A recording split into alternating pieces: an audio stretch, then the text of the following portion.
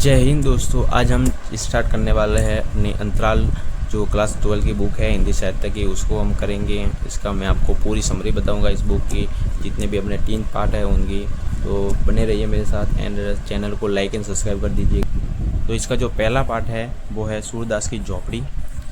प्रेमचंद के उपन्यास रंगभूमि का वह अंश है, यानी जो सूरदास की झोपड़ी पार्ट है वो कहाँ से लिया गया है, क्वेश्चन आता है बोर्ड में। तो कहाँ से लिया गया है? प्रेमचंद का एक उपन्यास है रंगभूमि, वहाँ से लिया गया है। क्वेश्चन ऐसे भी बन सकता है कि रंगभूमि क्या है, तो रंगभूमि एक प्रेमचंद का उपन्यास है जिसमें दलित व शोषित जनों की व्यथा अंकित है। सत्ता और पूंजी के गठजोड़ से सूरदास के झोपड़ी में आग लगा दी जाती है। ऐसे समय में गांव का वह पूरा समूह जो सूरदास के विरोध में है एकजुट होकर सामने आता है। इस पार्ट की सबसे बड़ी बात यह है कि सूरदास जैसे लाचार और बेबस व्यक्ति को जिजीविषा एवं उसके संघर्ष का अनूठा चित्रण हुआ है। यह पार्ट भारत के पूर्वी अंचल का अच्छा चित्र खींचता है। तो अब हम शुरू करते हैं अपना जो पार्ट है सूरदास की झोपड़ी। सूरदास की झोपड़ी प्रेमचंद के उपन्यास रंगभूमि का अंश है।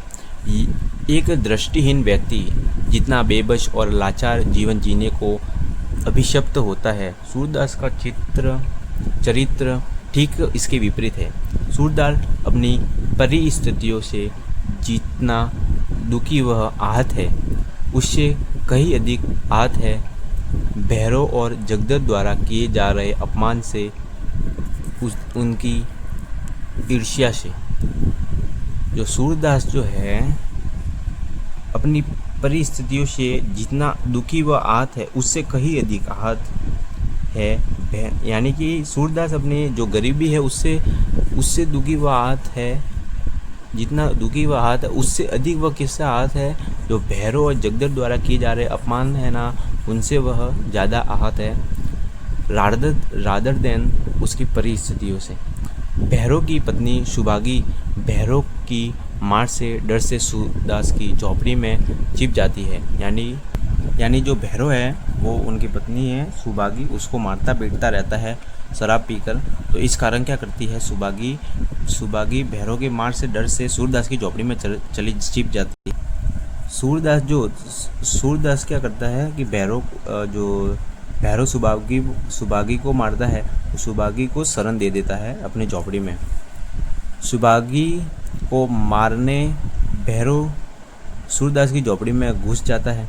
सुभागी को मारने के लिए भैरव क्या करता है कि सूरदास की झोपड़ी में घुस जाता है, किंतु सूरदास के हस्तक्षेप से वह उसे मार नहीं पाता, लेकिन सूरदास बीच में आ जाता है जिस कारण वह उसे मार नहीं पाता है। इस घटना को लेकर पूरे मोहल्ले में सूरदास की बदनामी होती है। इस घटना को लेकर पूरे मोहल्ले में क्या होती है? सूरदास की बदनामी होती है। मोहल्ले वाले कुछ अलग ही खिल्लियाँ उड़ाने लगते हैं, उनके बारे में गलत विचारधारा रखते हैं, उनके बारे में गलत सोचते हैं। जगदर और भैरव तथा अन्य लोग उसके चरित्र पर प्रश्न उठाते हैं। जगदर, भैरव और अन्य लोग जो होते हैं गाँव के, वो उसके चरित्र पर उंगलियां उठाते हैं। इस घटना से उसे इतनी आत्मग्लानि हुई कि वह फूट फूट कर रोया। इस घटना से उसको हर्ट हुआ, इस कारण वह फूट फूट कर रोया। भैरव को उकसाने और भड़काने में जगदर की प्रमुख भूमिका रही। भैरव जो था, जो अपनी पत्नी को मारता था, उसको उकसाने और भड़काने में जगदर की प्रमुख भूमिका रही है। इससे ईर्ष्या उसे ईर्ष्या इस बात की थी कि सूरदास चैन से रहता है। जो भैरव था उसको ईर्ष्या इस बात की थी कि सूरदास गरीब होने के बावजूद भी चैन से रह रहा है, खाता पीता है, उसके चेहरे पर निराशा नहीं झलकती। वह गरीब है फिर भी उसके चेहरे पर निराशा नहीं झलकती है। जबकि जगदर को खाने कमाने में लाले पड़े हुए, जबकि जो जगदर है उसको खाने और कमाने में लाले पड़े हुए हैं। भैरव की बहुरिया सुभागी पर जगदर नज़र भी रखता था। भैरव की बहुरिया सुभागी पर जो जगदर जा वो भी नज़र रखता था। सूरदास और सुभागी के संबंधों की चर्चा पूरे मोहल्ले में इतनी हुई कि भैरव अपने अपमान और बदनामी का बदला लेने की सोच बैठा। मतलब कि जब भैरव सूरदास की झोपड़ी में गई, तब लोगों ने उसके संबंध की चर्चा पूरे मोहल्ले में इतनी फैल गई कि भैरव का अपमान हुआ, क्योंकि वह उसका पति था, और बदनामी का बदला लेने की सोच बैठा। उससे गांठ बांध ली कि जब तक सूर्य की रुलाएगा, जब तक वह सूर्य यानी कि सूरदास को रुलाएगा नहीं, तड़पाएगा नहीं, तब तक उसे चैन नहीं मिलेगा। उसे लगा समाज में इतनी बदनामी तो हो ही गई, भोज भात बिरादरी को कहाँ से देगा। भैरव सूरदास पर नज़र रखने लगा। अंततः उसके रुपयों की थैली उठा ले गया। भैरव जो था वह उसके रुपयों की थैली उठा ले गया और सूरदास की झोपड़ी में आग लगा दी। सूरदास की चरित्र की विशेषता यह है कि यह क्वेश्चन आ सकता है, सूरदास की चरित्र की विशेषता ये मोस्ट इम्पोर्टेंट क्वेश्चन है, मोस्ट इम्पोर्टेंट क्वेश्चन जो आ सकता है बड़े क्वेश्चन में। सूरदास की झोपड़ी से जला दी जाने के बावजूद वह किसी भी प्रतिशोध लेने में विश्वास नहीं करता है, बल्कि पुनर्निर्माण में विश्वास करता है। इसलिए वह मिठुआ के सवाल जो 100 लाख बार झोपड़ी को जला देगा तो इसके जवाब में दृष्टता से साथ उत्तर देता है, तो हम उसे 100 लाख बार, यानी कि इसमें यह बताया गया है कि जो भैरव जो होता है वह सूरदास की झोपड़ी को जला देता है और फिर वह दुखी हो जाता है सूरदास और अपनी पोटली को ढूंढने लगता है। अपनी जो पोटली होती है उसको सारी जगह ढूंढता है, क्योंकि वह अपनी 3 जो सूरदास जो था वो पोटली ढूंढने लगता है आग जलने के बाद भी, क्योंकि वह उसकी 3 इच्छा थी कुछ जो इस प्रकार है। गांव में कुआं, मतलब उसकी जो पहली इच्छा थी कि वह एक गांव में कुआं बनाए ताकि गांव में पानी की परेशानियां ना हो, और दूसरा उसकी जो इच्छा थी वो थी पितरों का पिंडदान। जो बिहार में जो गया नामक स्थान है जहाँ बुद्ध भगवान को ज्ञान प्राप्त हुआ था, वहाँ पर पितरों का पिंडदान कराना चाहता था और मिठुआ की सगाई कराना चाहता था। तो ये इसकी 3 जो ये क्वेश्चन आता है कि वह उसकी क्या क्या इच्छा थी और इस कारण से वह जो था वो ढूंढ रहा था अपनी पोटली, लेकिन नहीं मिली। उसके बाद उसने क्या किया, सूरदास ने जो मिठुआ था उसने कहा कि अगर कोई 100 लाख बार झोपड़ी को आग लगा दे तो हम क्या करेंगे। तब सूरदास बोलता है कि हम उसे 100 लाख बार बनाएंगे, क्योंकि सूरदास जो था वो कभी हार मानने वाला नहीं था। इतना गरीब होने के बावजूद भी शान से जीता था, इस कारण वह कभी हार नहीं मानता है और ईमानदारी से वह 100 लाख बार भी झोपड़ी बनाने को तैयार हो जाता है। इस पार्ट में सूरदास की विशेषताओं का वर्णन किया गया है। दूसरा पार्ट है बिस्कोहर की माटी। बिस्कोहर की माटी के जो लेखक है वो है विश्वनाथ त्रिपाठी। इसको याद करने की ट्रिक है बिस्कोहर की माटी विश्वनाथ त्रिपाठी, बिस्कोहर की माटी विश्वनाथ त्रिपाठी। इसे बस कोई ज़्यादा याद करने की जरूरत नहीं, रट्टा मार दो, 2 मिनट लगेंगे। बिस्कोहर की माटी विश्वनाथ त्रिपाठी की आत्मकथा नंगा तलाई का गाँव का एक अंश है। बिस्कोहर की माटी कहाँ से लिया गया है, तो विश्वनाथ त्रिपाठी के आत्मकथा है नंगा तलाई का गाँव, वहाँ का एक अंश है बिस्कोहर की माटी।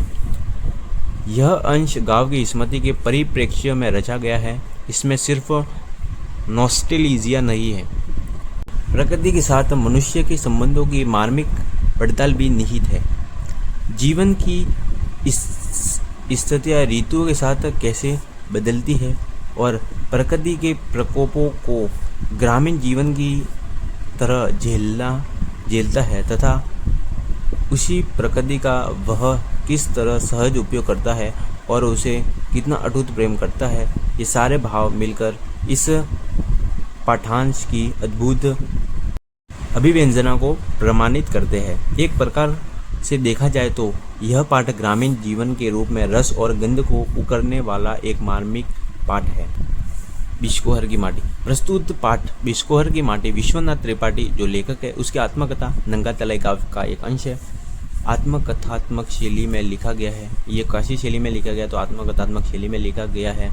यह पाठ अपनी अभिव्यंजना से अत्यंत रोचक एवं पठनीय है। लेखक ने उम्र के कई पड़ाव पार करने के बाद अपने जीवन में माँ, गांव के आसपास के प्राकृतिक परिवेश का वर्णन करते हुए ग्रामीण जीवन शैली, लोक कथाओं और लोक मान्यताओं को पाठक तक पहुंचाने की कोशिश की है। गांव शहर की तरह सुविधा युक्त नहीं होते, बल्कि प्रकृति पर अधिक निर्भर रहते हैं।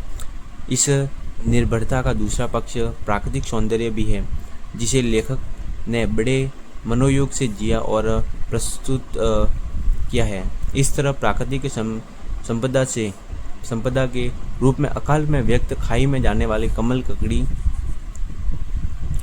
का वर्णन है, जो दूसरी ओर प्राकृतिक विविधता बाढ़ है। बहुदाल गांव में तकलीफों का जिक्र है। कमल, कोइया, हर सिंगार के साथ साथ तोरी, लौकी, भिंडी, भटकटिया, इमली, कद्दूम आदि के फलों का वर्णन किया है। लेखक ने ग्रामीण प्राकृतिक सुषमा और संपदा को दिखाया है।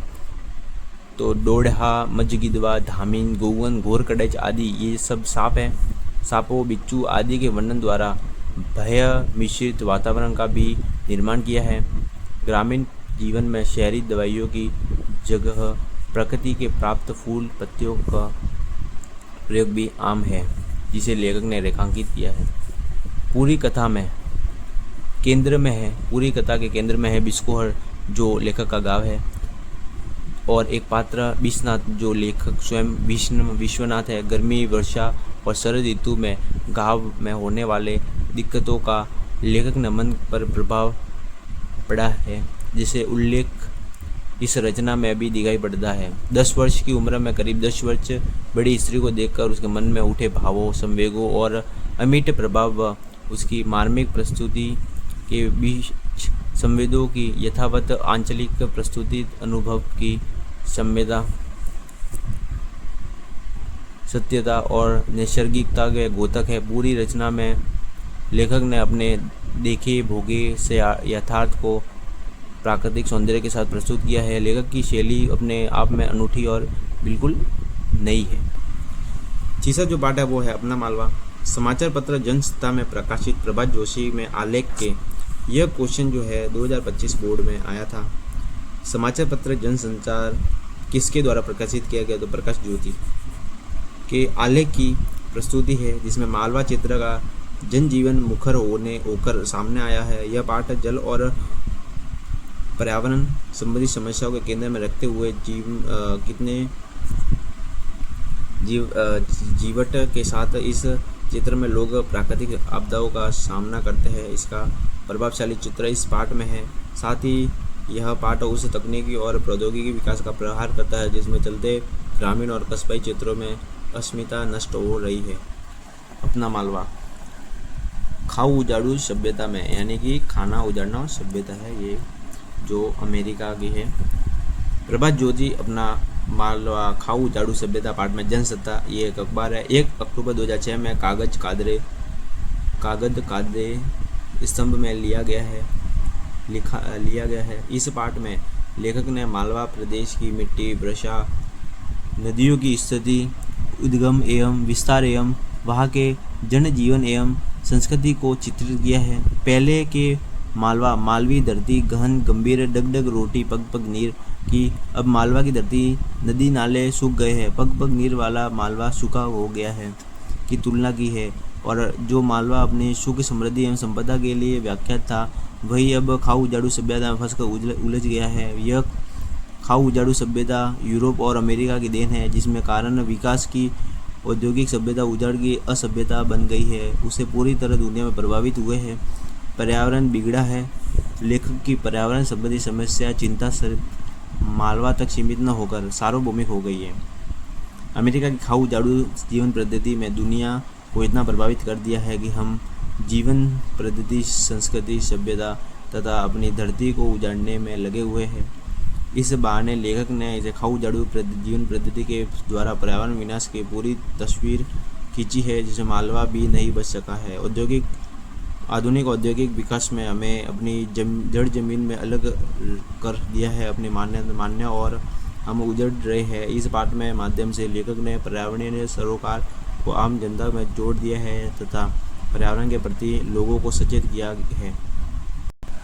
तो ये अपनी जो बुक है वो पूरी हो गई है। Thank you for watching. Like and subscribe कर दीजिएगा चैनल को।